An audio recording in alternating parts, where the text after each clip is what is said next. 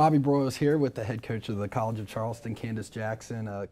Coach, first year here at the College of Charleston. Your friend Natasha Adair, left. You guys were close. Talk about y'all's relationship a little bit. It's interesting because she actually is married to my first cousin, and so Okay. we've gone a long way back. They were high school sweethearts, and so just kind of growing up with Natasha and then being able to work with her for 2 years at Wake Forest, that really kind of solidified where we were as far as a relationship.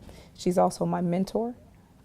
I spoke to her a lot when I first started coaching, and she kind of helped me through the whole recruiting process. And I learned how to be a recruiting coordinator from her as well. Talk about some of the things you've learned so far in your time as a head coach. Decisions probably would be the first thing that I've learned, and just being okay with making that final decision. It's been interesting.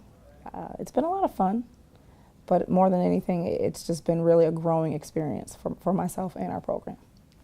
Now, you hail from Michigan, had a nice career at Michigan State, the alma mater of Magic Johnson. Did you ever meet the legend? I did. What was that like?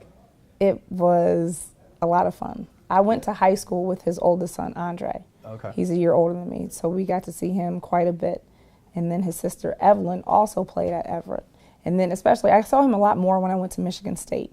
And he would always come back and watch the men practice. And so we had an opportunity to kind of talk a little bit there as well. You think of Magic Johnson as being a mentor to many, and you've been talked about Natasha Adair being your mentor. What about other people who have been an influence on you that have made Candice Jackson the coach today? I think the biggest influence is my father. He was my coach growing up as a kid, and he was the one who really got me into basketball when I was 8. So we spent a lot of time just kind of watching film, playing in the driveway, and doing different things. And then my coach, who I worked for at Duke, Joanne P. McCauley, she was my coach at Michigan State. Okay. And she was actually the woman who recruited me. She got hired in April, and then I signed with her. And so I've known her for 14 years now. And our relationship has really, really grown. Being a player for her, the first player that she had at Michigan State, and then being her recruiting coordinator at Duke has really, it's been an interesting dynamic, but it's been a lot of fun. I've got to see her grow as a coach, as a mother, and as somebody that I really look up to now.